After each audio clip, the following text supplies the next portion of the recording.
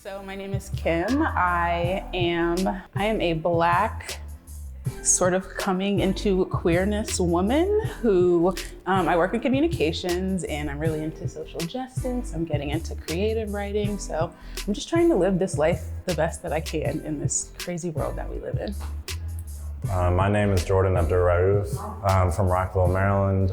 Went to Gonzaga High School, played basketball at Cornell University where I graduated in 2018. I got a degree from the School of Hotel Administration. Now I work in wealth management in New York City. My name's Coca. I'm here because I'm a former volleyball player for the George Washington University. And like everyone else, and especially every former athlete, I'm figuring out my life post any structure in college. So I played women's basketball at the University of Maryland. There's a lot of things about the NCAA that are wrong, but at the same time, there's a lot of things that are right? Like I went to college for free. I walked away with 5 years of education because I got hurt and spent an extra year with zero debt. Like you can't trade that, but there's also a lot I think that needs to be fixed with the system. I think it's important that we weigh all of our options before we commit to whatever school we want to go to. For me, I considered what it was like to sign a letter of intent, and I knew that Ivy League schools didn't do scholarships, so that was a factor that played into why I decided to go to an Ivy League school. The most vital part of this conversation that I think people are missing, again, I think a lot of people who weren't like particularly into sports, who didn't play, are easy to dismiss like, oh, well, if you're getting scholarship money, like whatever, do the thing. But it really does take over your entire life. And there is, especially if you compare, like how we, in the real world, how we pay people for their time and their effort in like a normal job, you can understand why it's such a big deal to people who are in it, because it's a completely different way of thinking about it that I think probably needs to be reevaluated.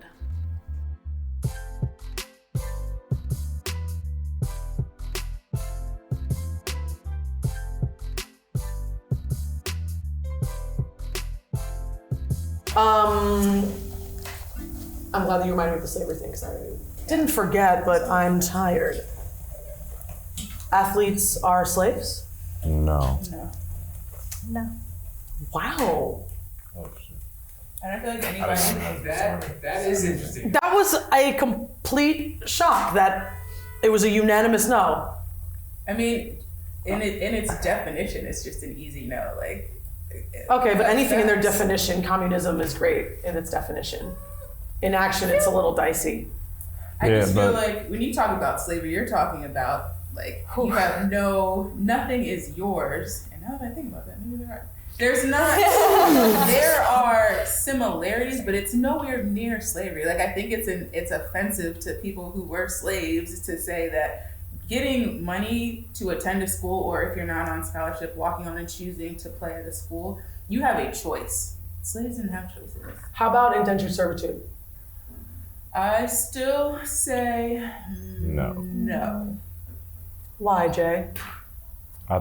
So like my thought process with this is we sign up for it. It's something we're passionate about. It's something we love.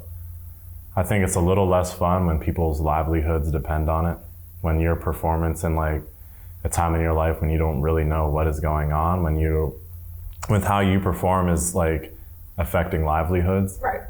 I don't think that's like that great, and it makes the game a little less fun. So that wasn't your particular situation, but teammates of yours, I'm sure, or in your life. But I think when we talk about an economy being created off of something that is like essentially free labor, like of course it's like it's like a good thing that like Maryland and I'm sure other schools around the country are like people are getting like a bigger like stipend or whatever for your rent and stuff like that. But like it's just because like an economy was created around something that you didn't have to like pay for. But like I don't think it's like indentured servitude. I don't think it's like slavery. I don't think it's anything like that. It's something like we're getting, like for me it was like I'm getting a good education from a school that I believe the degree was worth it.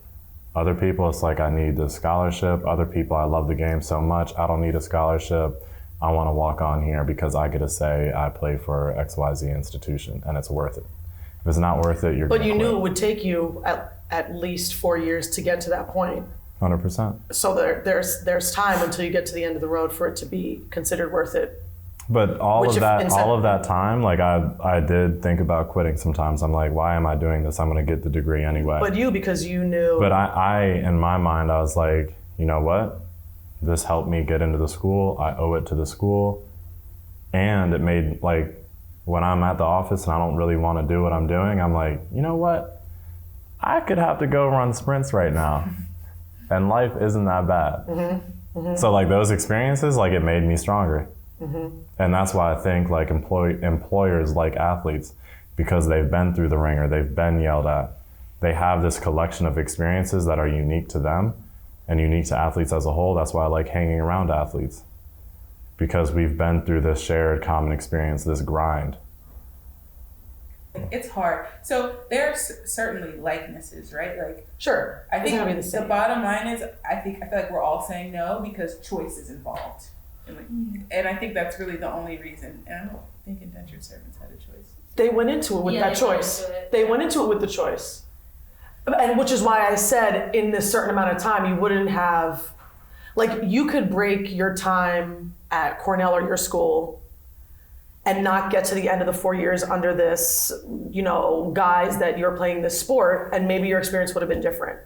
So I'm likening it to that. Like, after 7 years as an indentured servant, you were going to be freed, whether you were Black or Irish, which at the time it was Irish people in the beginning. But so that's what I'm likening it to. Is it the amount of time that you have to spend there, and then if it's extended, and if you're hurt, then that means you're not getting it anymore. We're taking it back. So those are my similarities in my mind. Some slavery was the wrong. But at one point, like, you love what you're doing. Like, you're not going to catch many college athletes who are like, I hate, like, no one is like really like, once you like, sure, there were times where I was like, yo, I hate basketball. Yeah, here and there. But then it's like after X amount of months after college, I was like, all right, yeah, I'll hop back in the gym. Like, normally it's like a little bit of time where you kind of can get over the emotional scarring and emotional damage that you went through, or whatever damage that you have from the sport, where you can step back, take a deep breath, watch it on the TV. Like, it's like in the beginning, it's like something that you're like, yeah, I kind of like, I love this thing. Like, it's my passion. It's like, you're like North Star, whatever it is. Your North Star, speaking of. That's really interesting. I mean, and your experience is valid, of course, and legitimate. I feel like I know so many athletes, especially football athletes, that they hate it. They're resentful now. This different sport. It is. Different, and they have the what the hell is this called? CTE. CTE? Yeah. It's different. So I guess I could understand. They seem to treat football players, like, we don't have any football players here to I know. talk about it, but but I feel like that's almost a whole different world. Yeah, just because they really treat those athletes like gladiators, both in the professional leagues and every level above that. And also in y'all's sports and on y'all's teams, there's less people. And on a football team, there's so many that have to be attended to, paid for, kept healthy, et cetera, that taking away a scholarship is like, yes. Like, almost like, I can't wait till we can take this scholarship away. You're hurt, And I think, we could have a whole separate conversation that pivots onto the culture of toughness that comes with sport, right? And what it means to be an athlete, especially, I feel like it's worse for male athletes in terms of like, suck it up. Like, I did a whole essay on this in grad school about like the stresses and the pressures, the mental health issues that athletes face. Again, separate conversation. I'm gonna go back to the indentured servitude piece. I think, again, bookmarks. Yes, holding these places in my mind. I do feel like, I mean, kind of in a sense, there's similarities, right? Okay. We have to sign contracts. Right. When you go to play, you sign a 1-year contract. Right. Your scholarship is for 1 year. You sign that contract, and based on what's in it, you have to show up to all of your, make sure you show up to your class. You have to maintain, I think it's a 2.0 GPA. You can't receive compensation for certain things. So in that sense, yes, you are bound. Once you sign on that dotted line, you are bound in the same way that somebody who, again, an indentured servant went into that contract to get to that end goal. Right, to get the end goal. And I think the same thing is here. We enter into these contracts to get to an end goal, whether that is for somebody like a Zion Williamson whose end goal is to be a one and done NBA player and go make hella bread in 1 year, or if it's somebody like one of us who we know those 4 years are all we're going to get, and we're trying to get the education out of it. So I just think it's different, but it's the same concept, right? Like, I am agreeing to do this because I am going to get X, Y, Z in return, but I still think we can't ignore the fact that what we're getting in return, I'm still not convinced is enough. Totally agree with But you. why would you go to a school where you don't think it's going to be enough? No, I just mean just the NCAA, like the sort of going back to the compensation piece. Like, you're going to get an education, but beyond that, again, we're talking about those opportunity costs. We're missing out on, some people are missing out on a good chunk of things, and we can't get those back.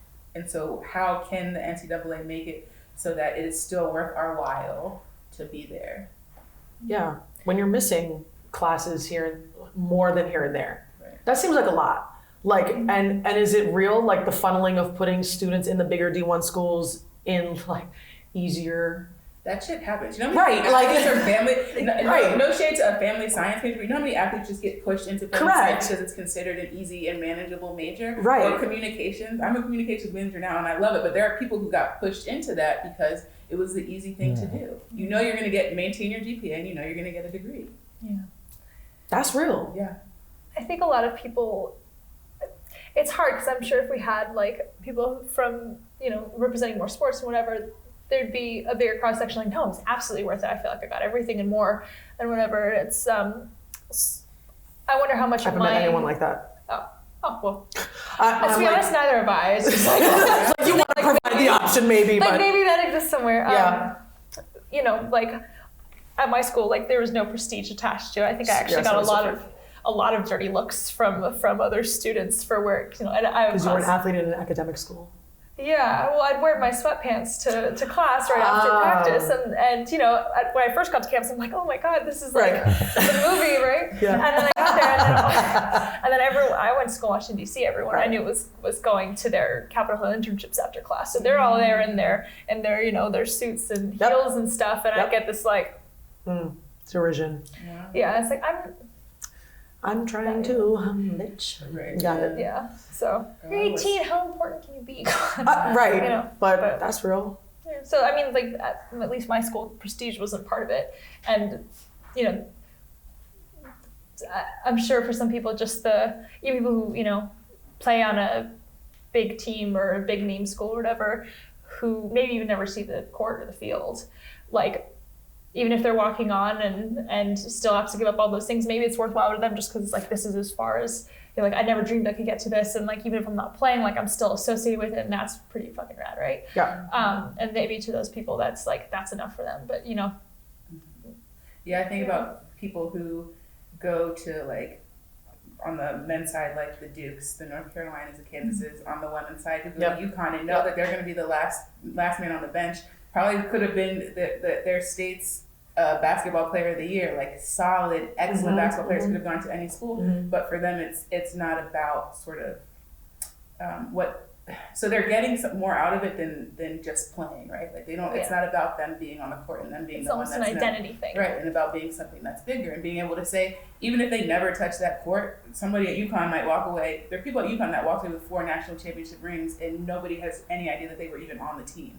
So there's something that goes with that too, right? Like, yeah. I think that takes a different type of person to be willing to enter into something like that. Yeah. That is interesting. I also think about, because in my light research, does anybody know like how the NCAA was started? No. I do. Please enlighten us. I am, because I think it's mad interesting. So you know how earlier I said my favorite stat, 39 of 50 states, top highest paid official is a collegiate coach. Okay, 1. 2. In the 50s, NCAA was started because the word amateur had to be in it or whatever. And it was because there was a football player at a Southern school. He was married. He died on the field. And his wife wanted to sue for workman's comp. And so they had to introduce the term student athlete in order to take the onus off the NCAA ever having to pay out for injurious reasonings and or death, which most certainly will come a bit more frequently with football. And then also if we think about, I think it was a few summers ago when all those kids in the South that played high school football were dying due to heat stroke and so on. Just died at Maryland. Right. And the NCAA has, oh, that's too bad. We'll get the next Thoughts kid. and prayers. Right. So like in talking about, I guess where I'm getting to is in talking about the compensation portion, what if you could unionize? That's what Northwestern's trying Correct. to do. Yeah. Really? Yeah. Like that's a thing that's happening. I didn't know that. Yeah, the NCAA at any point in time has like 10 lawsuits against it. Yeah. Like if that doesn't tell you something's off, I don't know what does. What if you could strike? What if you could all not play at your championship and you guys were top seeded? The fuck? I mean, that'd be a super. I feel like if there was a union for my sport and team at my school, it wouldn't even necessarily be against the NCAA. It'd almost be against the school itself, because it's just like, I was telling you about this earlier, like, and this is actually probably that same abdication of responsibility that the NCAA performs, like, Great word. This isn't our thing because we're putting a level of distance between it, but like, I would have joined my volleyball union theoretically and been like, why don't we get the same size locker rooms and our own ice baths like the basketball team? Like the basketball team got all these resources poured into their program, and like volleyball, like all the other sports got like the tiny little locker rooms and like the second rate compared to the other bigger sports, and just like, hey, like let's equalize the thing, even though they were the faces of our athletic They were bringing in the money, yeah, essentially. Yeah, but I mean, like they also never charged for volleyball teams, so like maybe we would have, in theory, so Right. it's that question of like where you pour your resources, like where you water your flowers, they grow, right? Like maybe that. Sometimes they don't. Yeah, That's why you have so many football coaches getting paid so much money and they don't. Like Maryland with the Under Armour, like Under Armour jerseys, all that, like they thought it would help bring in more recruits, everything, and their football team still isn't doing that well. Right. And they fired the last coach, and like they had to bring on a new coach, and they're still paying the last coach. Right. Oh. Yeah, because you got to pay out and finish their contract. So then I it's was like unaware of that. double the money. Yeah. So like honestly, like until, like it really wouldn't affect, just thinking how any big business, the NCAA is a big business, any big business until the revenue generators start to cause problems. Like they're cutting the sports anyway, the sports that don't make money, and they're happy with it. They're already doing that. Right. So until the main sports making money for those universities, those students would have to collectively get together. Otherwise, they're like, sweet. Right. We don't have to spend money on a ice bath for X, Y, and Z. Right. Not that it should be that way or shouldn't be that way, but it's just how it is. That's just what's happening. Until the money starts getting messed up. Yeah. And I think that's another thing, right? Like, even think about how, I think in theory, we think about what's happening with the NFL, where they have tried to turn Colin Kaepernick's sort of protest into something that's, it's not about the anthem. And have tried to weaponize that against NFL players who want to participate. I think in that weaponization then in turn makes people afraid, because they're like, am I going to lose my sponsorships? Am I going to get cut from my team? I think you would face, if you were trying to get the bigger named sports to participate in that, I think it would be a struggle to sort of get them to see outside of there. Because at the end of the day, we're humans, right? And what are we here for? To survive. We're all trying to survive. And so if doing something is going to be, or standing up for something is going to be a threat to your survival, you're going to be hard pressed to find people who are going to come together to do it. Mm-hmm. If only this world would be a better place if people could just let go of their like. No, but they can't. And the point that you mentioned is fear. And what a wonderful time to be living in a fear-based society, because that's all it is. That's the number one excuse, and it's almost like a crutch at this point. I don't even know where that takes us, to be honest. That's a whole other conversation. Mm-hmm. Yeah. But yeah, like what Jordan said, I mean, that gets into the fact that, like, yeah, these coaches make so much goddamn money. And schools are sometimes in situations where somebody gets fired and then they bring somebody else in and something else happens, whether there's a scandal like in Maryland where, the young man died on the field and the proper precautions were not taken. There was a whole investigation. And you talk about that, and that guy, the coach, is now gone, but is still getting paid. But you've got a kid that died. A kid that died on your watch, but we're still going to pay you. That we cannot now associate ourselves with you because you have stained our university, but we're still going to shuffle you this money.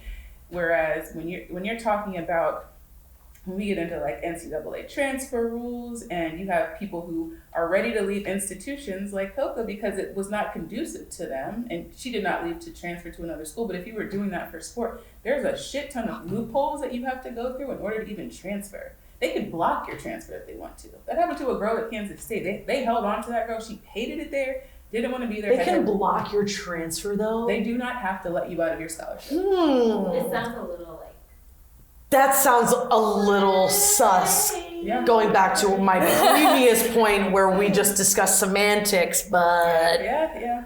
I did not know that was... It's possible. And like, I don't know if this is still a thing, but like if you transfer in conference, so if I wanted to go from, when I played at Maryland, they were in the ACC. Right. If I wanted to go from Maryland to, I'm trying to pick a school we don't hate, to Virginia Tech, I would have had to sit out 2 years. So you're talking about, you are losing 2 active years. You're going to get them back. That's even if you transfer out of your conference. Sorry, did you say the 1 transfer year. in? Oh, One yes, year. 1 If year. you go out of conference, you have to sit out 1 year. Just If you go in conference, it's 2 years. So you're talking about holding people. And again, it's not that they're taking care of you still, right? You're still getting paid, but we're talking about how is it fair. But if you love what you do. Sure. How is it fair though that a coach immediately gets cut off and like, take this money and leave, we don't have anything to do with you. If you want to leave our school though, you have to sit out 365 days. That's wild. Like there's a disparity in sort of the way that athletes are managed. And I understand it's done, I believe, as a protection, right? Because Jordan was mentioning the transfer rates now are like insane. I think part of that has to do with like almost with like image and social media that the kids have now. And also like, I don't know anything about this. We live in a culture where kids want what they want now. Yeah. And so I feel like if those rules weren't in place, sure, you'd have people being like in the middle of the season, probably like, I fucking hate it here, I'm out. And so I think that's to protect against that. But I think at the same time, like the NCAA is real shifty when it comes to even sometimes, like I said, granting the transfers and in the way that the whole process goes for even getting approved to leave a school. Then again, those rules were in place long before, like, we had this millennial, like, short attention span, instant gratification shift. Like, there was a girl on my team, the only setter we had, and she transferred schools, and it caused this, like, minor crisis. This is after I left the team. I was still friends with everyone. Yeah, that's a crisis. Caused this, like, minor crisis. We only have one. Again, not the best recruiter, my coach. That's sus. But, like, she transferred to a school on the other side of the country and couldn't play for a year. But, like, she thought about it for a long time, and that was... 8 years ago. I mean, like that, I feel like the generation that's starting university now, like, yeah, the way our culture has shifted, probably a bit more instant gratification focused, but like those rules have been around for a long time. So, but now there's more kids trying to transfer than there were more before. Kids trying to transfer and coming against the rules. Maybe before there was some level of commitment and understanding. Now everybody's non-committal AF. Yeah. I guess I also think about, So something else just came up. So also thinking about like recruiting and like when there's recruiting violations, usually it's like a slap on the wrist, right? Mostly. And what's a recruiting violation? Well, so there's all these rules, right? Like you can only talk to players in like a certain, I think it's called the open period. Oh, a time frame. It's been so long ago. Different things like that, like. You can't buy certain things on campus. Like you can buy a meal, but you can't go to the bookstore and get a hat. Like stuff like that. Mm-hmm. With like the money that whoever's taking you around with, you're allowed to spend it on certain things, but not other things. I was going here. Oh, yes. okay. Go on. Okay. Go on. That's a little bit separate. But so what I'm thinking is like when a coach commits a recruiting violation, usually that's not the end of their NCAA career, right? Like even if they do end up getting fired, like Rick Pitino, he's had several. So he managed to finesse his way and continue to coach for a long time. You talk about, I think there was a kid at Miami who just has been ruled, I think, ineligible for accepting like $500. We're talking small, nominal in the big scheme of what people can get with that amount of money. And people and students who have had their ability to get an education for free, which might be the only way that they can get it, taken away for accepting little bits of money and little of which they don't gifts. understand that they can. Like, these kids probably don't even know that they can't have these things, and they're hoping to finally rely upon some adult figure that's actually leading them in the right direction. And the adults are not. I'm thinking about going beyond that, but towards like these agencies, like these agents and so on, that start to hit up high school kids in advance and like will place them because of the money that goes into TV from conferences now, right? Like, there was some demonopolization like it used to be, I guess. Like, sports TV was a one channel, and now conferences can have channels, so like you can vie. And like that money goes toward these agents. So it's very imperative that the to-be student pays for the lunch and not the agent. But the agent went to the ATM and got that money out for the kid to just pay for it. And because these kids' parents come, you know, from wherever they come from, they don't have anything. There's like, you know, advances to the parents, and they get this too. Because how do you get people to, bribery is like the oldest game in the book besides prostitution probably, which, Same thing.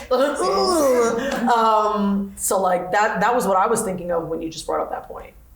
Unless Because one these school kids get starts- suspended before like even starting, or they get so penalized and they don't know any better. They're trusting in these adult figures that are not Looking out for them. for at all. It's laughable. But what do they know? I don't know what to do about that. It's a bigger, That's the bigger only problem way than that. like those top schools can recruit for the talent. It's the only way. Now, until it's changed. But, you know, why would it be, I guess? I just think of like, did any of you watch, this is a left turn, sorry. But have you seen Icarus, the docu? Heard of it. Wow, okay. So anyway, it's this quick docu. Yeah, the Russian. No, okay, nope. Okay, so this guy's an amateur bike rider, and he's like in his 40s, and he wanted to dope after the Lance Armstrong situation. He's like, let me see if it really works. And he went to the head of the Olympic Committee or whoever the hell, and the guy was like, actually, I can't be part of this, but let me give you someone else who can. And it was the Russian head of the anti-doping campaign. And this amateur rider ended up in the absolute middle of a clear, like happening right now, revealing itself through this documentary, complete conspiracy of Russians never having an anti-doping, fully doping since the 50s Olympic Games. I mean, And now Whoa. it's like I'm getting death threats and under like. Oh, people were dying. I mean, it was total like what you see in Homeland and House of Cards, right? But remember in Sochi when there was that moment where all the Russians were about to not compete, and then they all competed, and governments are involved in sports. Okay, so like actually not surprising at all. Will the NCAA ever change for the better? Probably not. And especially since like an entire country and one of like the sports conglomerates of the world doesn't actually get penalized either. So why would the NCAA, which is a money-making machine? real. So does the conversation ever end? No. I kill myself. Legit. I've had too much coffee. It hurt me spot. That's real though. I mean, it's all like as long as capitalism is the way that we function, then That's- it is a never-ending cycle. It almost, I wonder about how it relates to like child labor as well, just in the sense that you enter university when you're 18, 17 even, for some people. I was 17. Yeah, you were Yeah, 17. for a few months. Yeah. Technically, you're still a minor when Yep. you're 18. Like something about the way our culture treats youth. Like we still treat. We call that what do we call it now? It's emerging adulthood.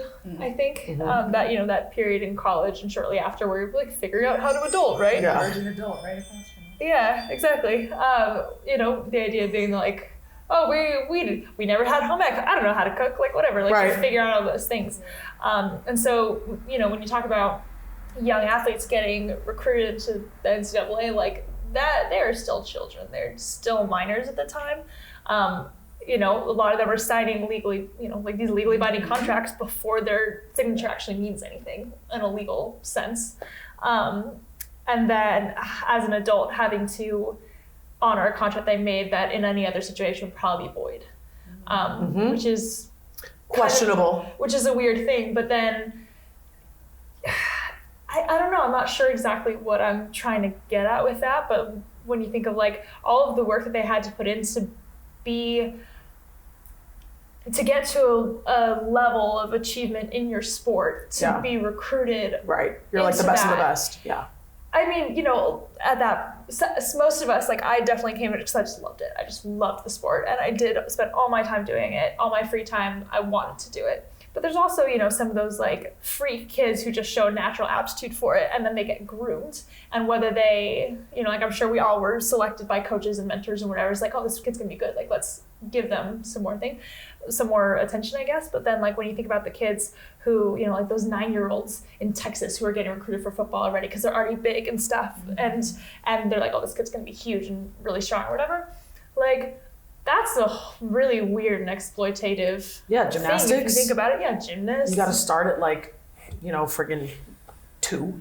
I Dancers. mean, right. It's not a sport. Right, but well, it's a sport. Scholarship sport. It's not a scholarship sport. Yeah, but things like that, like. Right. But also, they're I was like, wait, okay. I was thinking like comp cheer, which always surprised me. Yeah, I know. No offense. Yeah, I know. Me too. It's but like they don't even hit puberty really because because you know gymnasts and dancers have to be so you know. tiny. It's a problem in track. So does it ever end? No. Really? Yeah, but you know, like you're putting in all this work as a kid, and you're being coached through, and you're probably doing it because you love it. But like some, you know, a small subsect of those children are like, this is going to be your ticket one day, and you put in the effort now, and you theoretically reap the rewards later. But like you're signing a contract that you, again, in any other situation, like would be legally void, and then you have to like.